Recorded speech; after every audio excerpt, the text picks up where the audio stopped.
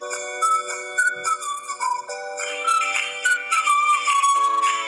yang lebih sial dari seorang yang ingin melucu, tapi sama sekali tak lucu.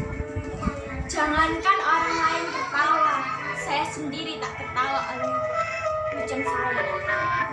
Mungkin kalian menyangka menjadi badut adalah pekerjaan paling gampang, tinggal bertingkah kocak, semua orang akan tertawa. Kalian menjadi saya, kalian akan mengerti, tak gampang membuat orang tertawa, apalagi sedang tidak ingin tertawa. Di zaman ketika orang-orang gampang tersinggung dan marah, membuat lelucon tidaklah semudah yang kalian bayangkan. Bisa-bisa karena lelucon kalian dipidanakan, dianggap menyemarkan nama baik. Kawan baik saya, seorang pelawak, dipenjara hanya karena membawakan lelucon yang dianggap menghina. Dia bercerita tentang seseorang yang memanjat pohon kelapa pada jam 10 pagi. Dari atas pohon kelapa, orang itu mengumandangkan azan subuh. Tentu saja membuat gempar seluruh kampung. Orang-orang langsung berbondong-bondong mendatangi orang itu, berteriak, menghujatnya, bahkan ada yang ingin membunuhnya. "Hei, dasar kafir, turun kamu!" Begitu orang-orang berteriak.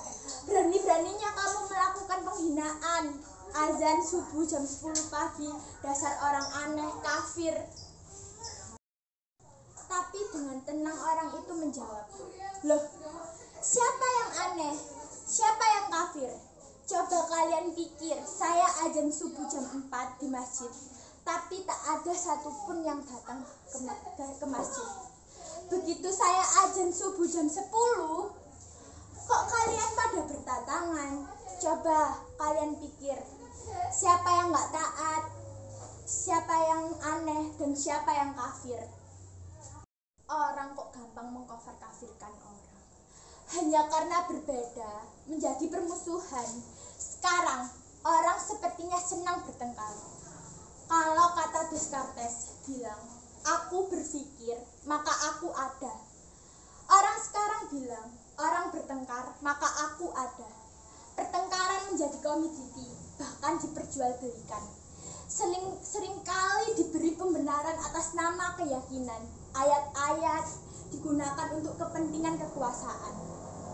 Makanya susah buat orang tertawa. Saya menjadi badut meneruskan ayah saya. Dulu ayah saya juga seorang badut. Karena bapak saya badut, saya pun menjadi badut. Sekarang kan sedang ngetren, anak meneruskan orang tuanya. Kalau bapaknya presiden, anaknya pingin jadi presiden. Enggak ding, anaknya nyalon jadi gubernur, bahkan ada yang nyalon jadi wali kota. Sudahlah, jangan ngomong lantur, nanti saya ditangkap. Kata bapak saya, jadi badut itu lumayan enak, penghasilannya lumayan. Bapak saya sering diundang karena orang-orang butuh hiburan. Badut dan pelawak dianggap masih lucu. Kalau sekarang pelawak saja kalah lucu sama politikus. Aduh, aku nggak nyangka kamu akan datang. Duduklah, maaf ya berantakan. Kamu mau makan apa? Mau minum apa? Syukurlah, aku tidak punya apa-apa. Tapi aku bisa kok pesenin GoFood.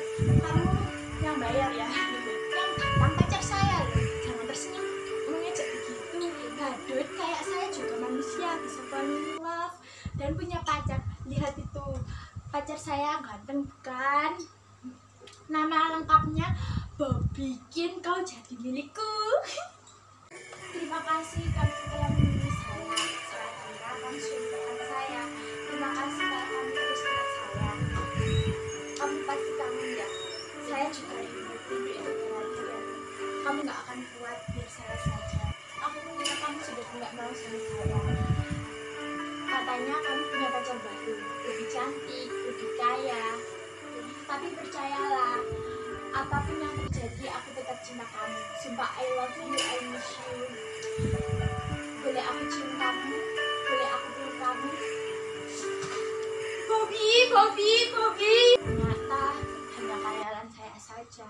Coba kalian bayangkan betapa sialnya saya. Sudah jadi badut, jomblo pula, Nasib saya benar-benar ambyar. Percayalah, jadi badut itu berat. Kamu gak akan kuat, biar saya saja.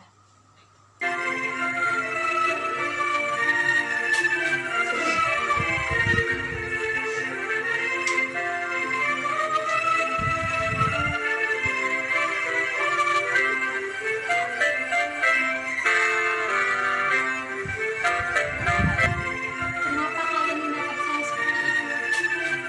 Apa ada yang aneh dengan saya?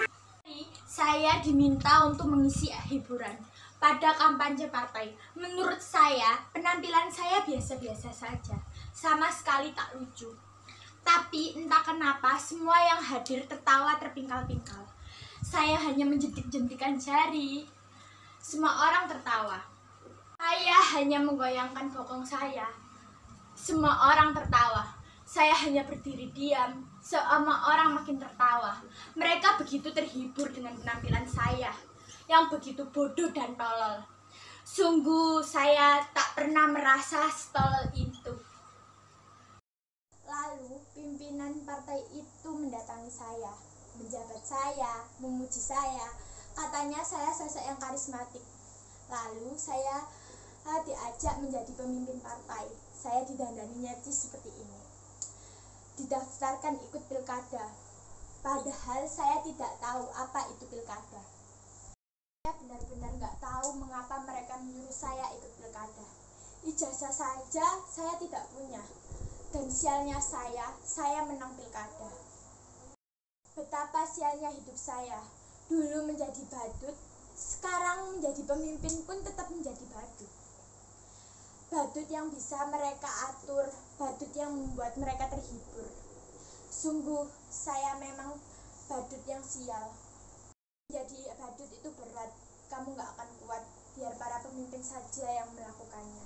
Hidup pemimpin kita, panjang umur pemimpin kita, hidup pemimpin kita, hidup pemimpin kita.